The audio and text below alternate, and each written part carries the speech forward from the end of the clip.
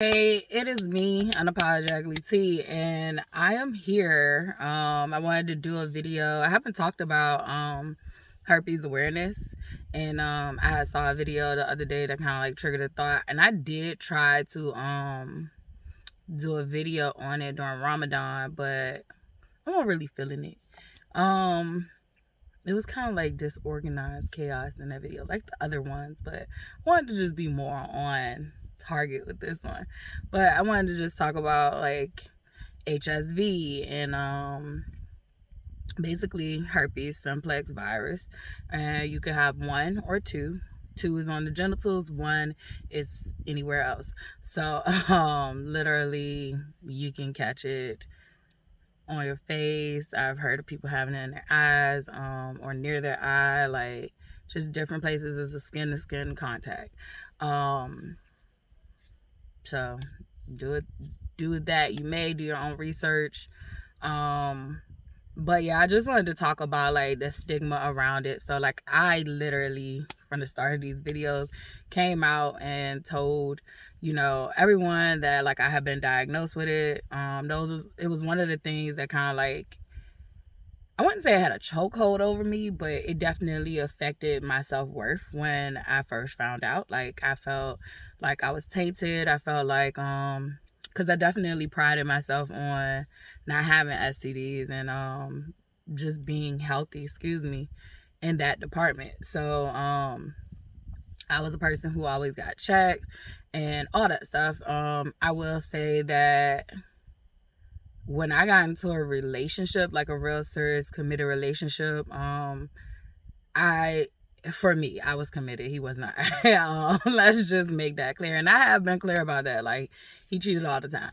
So, and I don't think he was protecting himself. So, if any woman knew that he was in a relationship and she was cheating with him, I guess that's your gift. And I'm gonna keep on moving, because I know he wasn't out here probably telling and self-disclosing. So literally, you know, if you knew about me and you decided to like have unprotected sex with another person's partner, that's the gift that keeps on giving. But I will say this, I kind of like have grown to move on past, you know, feeling less than because of this. But I never had to address, because once I was diagnosed, like I never had to like, you know, tell someone else because I was always in a relationship with him. So I think like once we broke up, I started to realize like how much it did truly affect me that I had this diagnosis. It wasn't easy for me to tell people I had this diagnosis. I hid it. I hid it very deeply, and you know, I'm not hiding it anymore, and I'm not gonna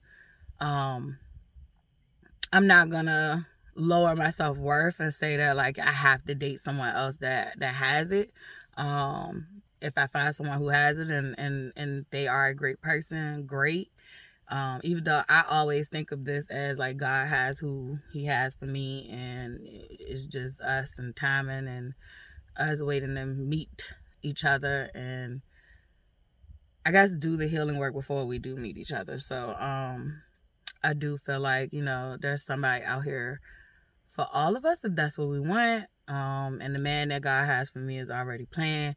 Now I don't know his status, but that's a conversation that like I would be having up front. I think that if you are dating and things are getting to a level of sexual attention and all that stuff, you need to have conversations about STD status. You need to have conversations about getting tested before you have sex, like just before you hop into bed with somebody else, getting tested. And here's why. HSV is not one of those sexually transmitted diseases that they test for when you go to your doctor and ask to get tested. When you go into your doctor and you ask to get tested, they only typically test for gonorrhea, chlamydia, and it might be trick or something. It's not everything. It is not everything. They also will test you based on your symptoms, and if you are a person that was like me and you used to get tested just on your own, you get tested every 6 months or every scare or what the fuck ever. For me, I used to, like, if the body changed, I'm gonna go get tested. So literally, when you go to get your testing, you need to request a full panel STD testing. You also need to hold your doctor accountable for when you get your results back. You need to read and make sure that all of the things that they usually don't test for are listed. So do your research. If you are out here having sex, you need to do research about these things. Full panel testing. There are sometimes you can go to the doctor and request it, and they won't do it. They won't do a full panel. The reason behind they won't do a full panel, because there are some things that people have that literally they're asymptomatic, and HSV is one of those big ones that's common. Like, people are literally asymptomatic about it. When you kiss your baby, if you have HSV and you don't know nothing about it because you've never gotten tested, but that virus lays dormant in you, when you kiss your baby, you're passing it on if you're having a viral shedding. So a lot of us are having the virus in us, and it has nothing to do with sex. Now, when you add sex in it, that's when it becomes a sexually transmitted disease. So, because that's all that means, is that you acquired it by sex. So I literally would say, always, if you're in a dating phase, even if you're casually messing around, I would say you should require that the partners you're casually messing around with get tested every once in a while, like, because you just don't know. Now, usually the people who are really in danger, and I'm not just statistically speaking, but the people in committed relationships are usually in danger. If you have a partner that is stepping out on you all the time, like, you're in danger. You're in danger because they are making your risk to having something sexually transmitted they're making it higher. So I would say that one of the mistakes I made, which I made that, and thank God I didn't come out of this with something worse. So by the grace of God, I didn't, but I do know horror stories for other people.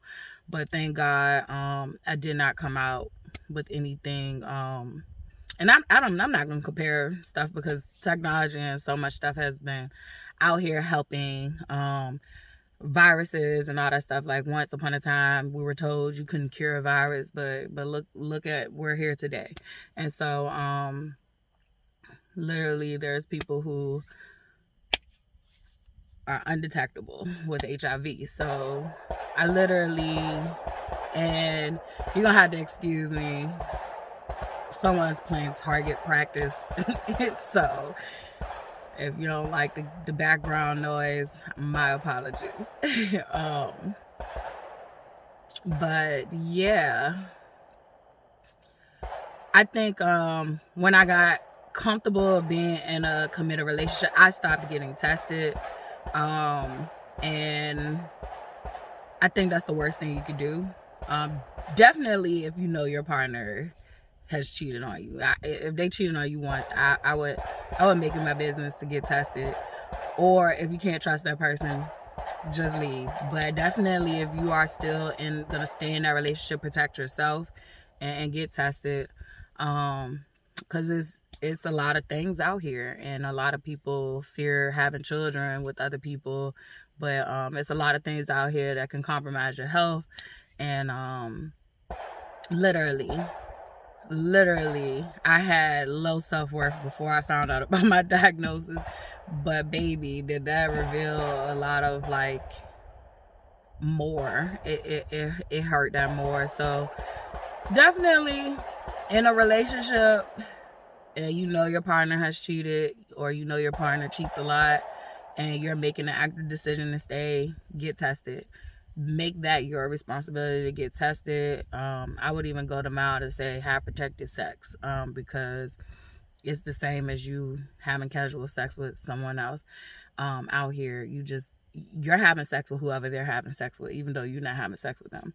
So protect yourself. Get tested.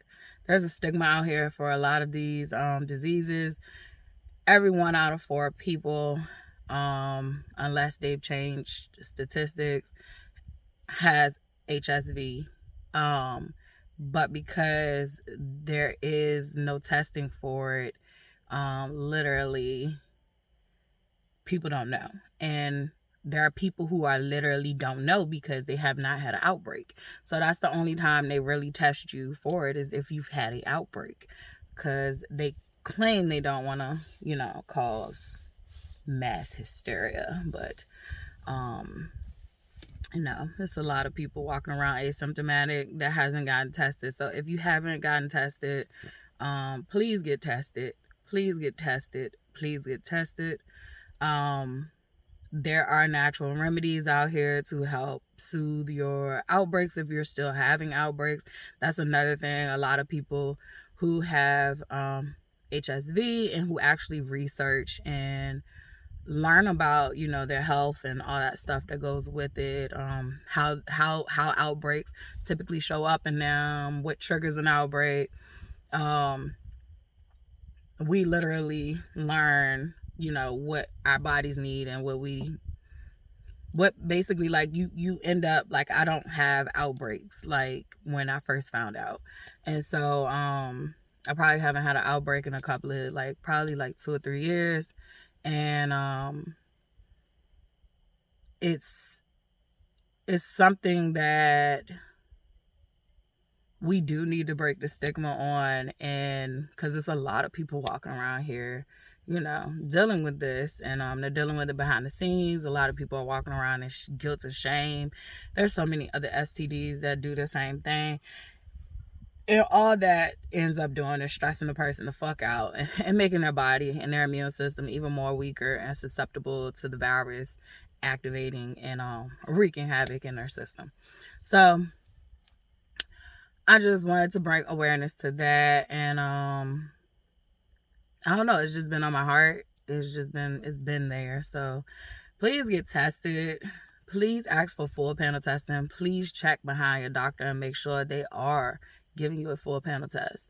You deserve to know, and it doesn't matter whether it's HSV or another type of STD. You deserve to know. If you are in a relationship where commitment is shaky, you're the only one being committed. This doesn't matter whether you are married, whether you are boyfriend, girlfriend, cohabitating, whatever, long distance. These titles that we list on these relationships, if you do not have a commitment from your partner, please get tested and practice safe sex. I find that you more times catch it from a person you trust than you don't trust. You're on more high alert of, I don't trust this person, or not even trust, but I don't know this person. So with a stranger, you're more careful, you're more aware that they're a stranger and you don't know. Whereas if it's someone that you do know, you typically let down your guard. I literally have admitted in a previous video where I didn't self-disclose it. No, I was not trying to give it to the person, but I did not self-disclose it out of guilt and shame. And if we all just made it where this was something we could talk about in society, it would literally allow for diseases to not be spread as much, because people would literally be able to live in their truth and they wouldn't have to hide things.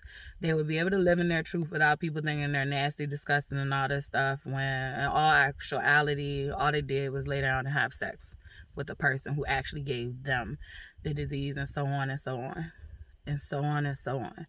You literally can catch it from someone you know. You can catch it from having multiple partners. I find that you usually, typically, the stories I hear is usually from someone you trust. Literally, that's how it kind of goes.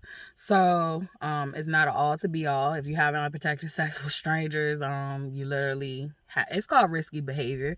You literally, you know, make your risk higher. So either way, get tested, practice safe sex. Let's break the stigma of trying to shun and shame people for having these said things, because all you're doing is making them hide. And when you make people hide, that makes them less likely to tell anyone. So let's break the stigma. I just wanted to make this video short and sweet, and I'm outie.